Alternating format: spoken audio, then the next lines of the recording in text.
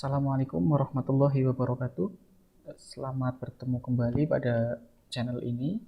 Di video kali ini kita akan melanjutkan pembahasan di topik sistem pendukung keputusan di materi kelima, yaitu tentang metode pembobotan MFEP. Apa itu MFEP?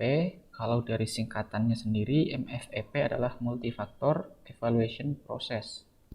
Apa itu Multifactor Evaluation Process?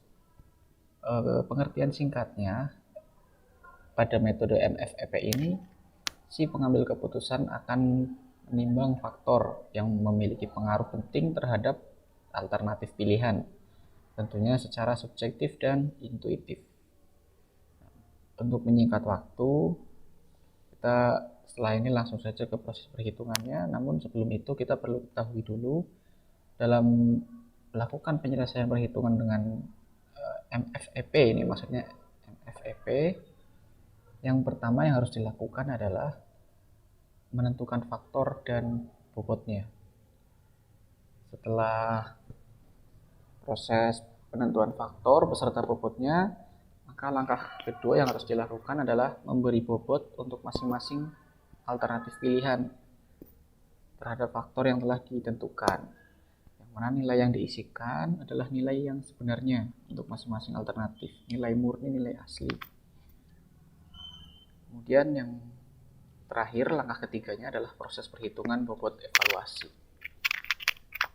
Dan untuk pembahasan ini kami referensikan dari bukunya Bu Diana tahun 2018 tentang metode dan aplikasi sistem pendukung keputusan. Dan penerbit di publisher dari Yogyakarta. Oke, untuk menyingkat waktu kita langsung saja mengakses file Excel-nya. Di sini saya akan coba buatkan tabel kosong sesuai dengan contoh yang simpel saja untuk mempermudah pembelajaran. Saya ambil contoh, ada sebuah kasus dalam sebuah perusahaan akan melakukan pembelian terhadap suatu produk, di mana di sini ada beberapa produk yang serupa dengan merek yang berbeda tentunya, dan masing-masing produk tentunya memiliki keunggulan dan kelemahan masing-masing.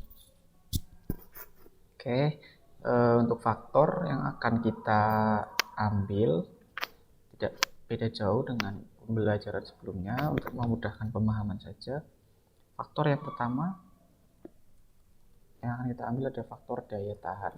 Jelas dari produk pasti kita akan melihat daya tahan, melihat umur, melihat harga, dan layanan purna jualnya. Sudah kita pakai 4 faktor.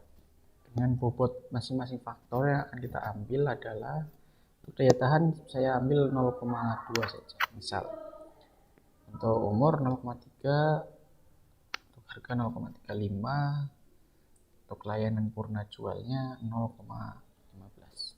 Ini kalau di total seharusnya 1 ya, total bobot. Ini kalau kita pakai 0,2, 0,3 dan sebagainya. Kalau mau pakai persentase juga boleh, berarti nanti di total bobot akan terhitung 100% kalau pakai persentase. Karena ini saya pakai nilai asli tanpa persentase gitu ya. Ini untuk bobot, saya buat tabel agar lebih mudah.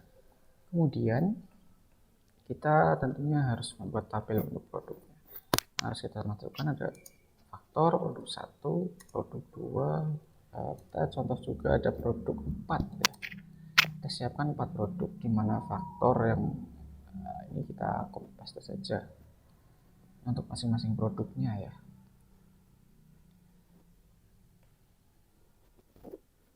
Masing-masing produknya. Produk 1 nilai daya tahannya kita buat saja misalkan 5, produk 2 nilai daya tahannya 4, produk 3, produk 4 nilai daya tahannya 2, kurang ya. Berarti dari sini kita bisa lihat produk 1 memiliki daya tahan yang lebih baik. Dan dari segi umur kita coba buat sesuai buku referensi yang saya gunakan, 5443. Kemudian untuk produk ke 1 di bagian harga 4 nilainya, produk 2, 3 di produk 4. Nah seperti ini.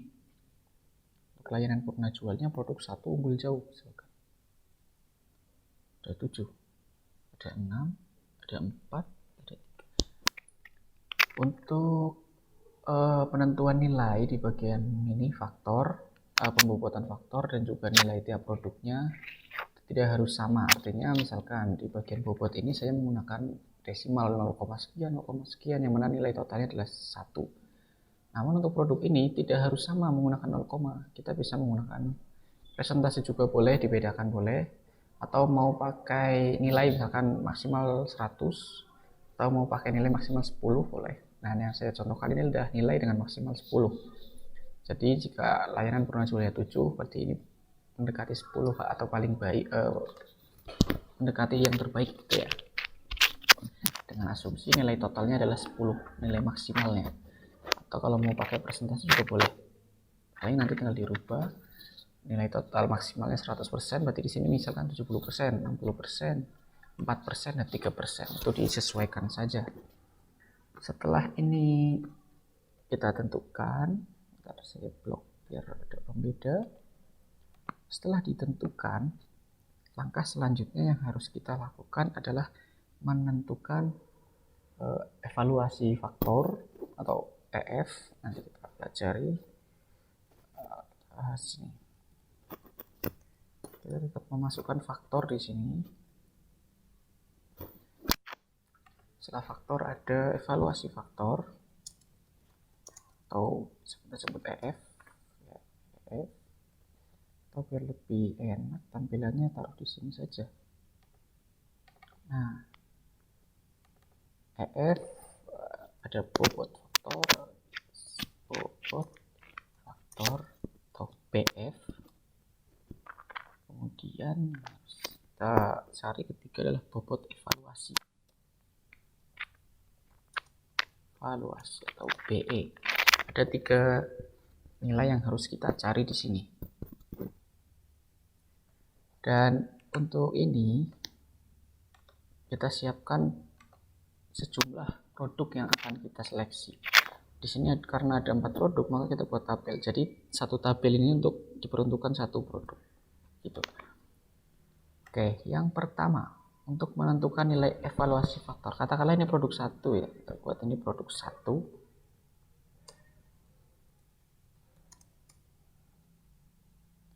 Ini untuk produk 2-nya. Ini untuk produk 3. Produk 4. Untuk nilai evaluasi faktor produk 1 di bagian daya tahan atau nilai evaluasi faktor daya tahannya. Untuk mencari rumus ini kita perlu mengalihkan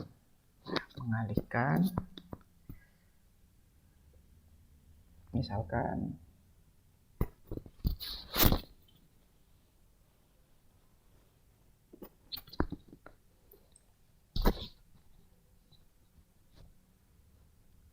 yang pertama yang harus kita lakukan untuk melakukan perhitungan ini, kita memasukkan nilai evaluasi faktornya.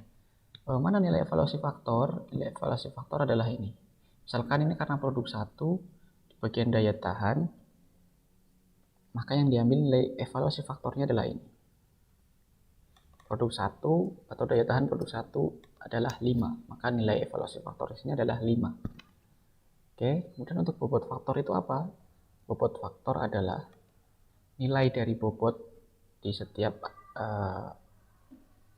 kriteria yang ada atau faktor yang ada. Misalkan produk 1 bagian daya tahan, bobotnya berapa? Kita cari bobot daya tahan 0,2. Dan untuk menentukan bobot evaluasi ini hanya tinggal dikalikan saja, EF dikalikan BF. Maka kita gunakan saja rumus untuk mempercepat perhitungan. Maka akan ketemu hasilnya adalah 1. Nilai bobot evaluasi kriteria daya tahan pada produk 1 adalah 1. Begitu pula umur. Evaluasi faktor umur di produk 1 berarti kita gunakan produk 1 bagian umur ini 5 juga. Kemudian bobot faktor untuk faktor umur berapa? Umur 0,3, maka kita tulis 0,3.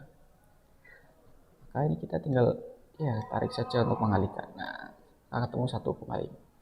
Dan untuk evaluasi faktor harga di produk 1 nilainya 4. Untuk bobot faktor harganya nilainya 0,35.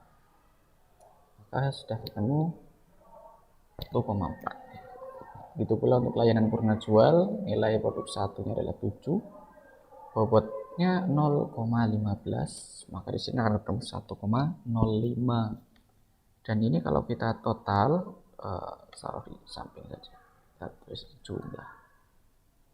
Kita total, kita gunakan saja sum, maka akan ketemu 495.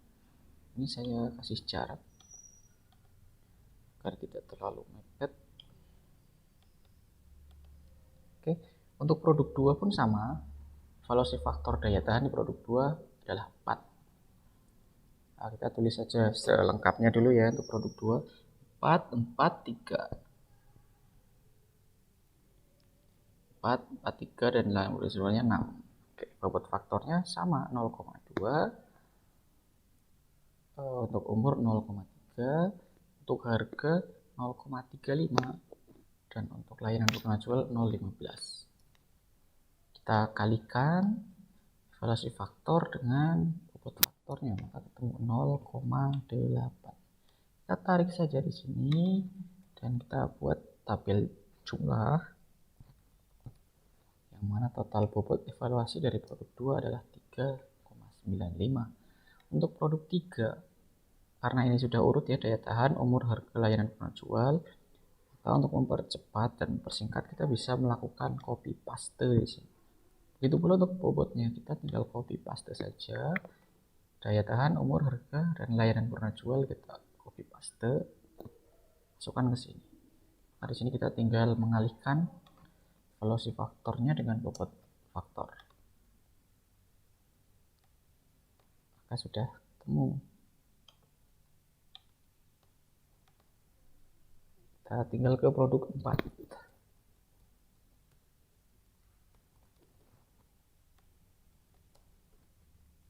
Untuk produk 4 sama juga, kita tinggal memasukkan datanya saja di sini. Untuk bobotnya kita coba ngambil dari sini. Dan untuk nilainya kita tinggal kalikan. Oke, tinggal kita jumlah. Kemudian akan muncul nilai bobot evaluasi total dari produk 4 adalah 2,8. Dari sini kita tinggal masukkan saja, misalkan ini kita buatkan ya produk 1. Produk 1. Gini aja, nama produk. Sini nilai atau jumlahnya ya, kita masukkan jumlah BE. Jumlah PE-nya. Nama produk 1.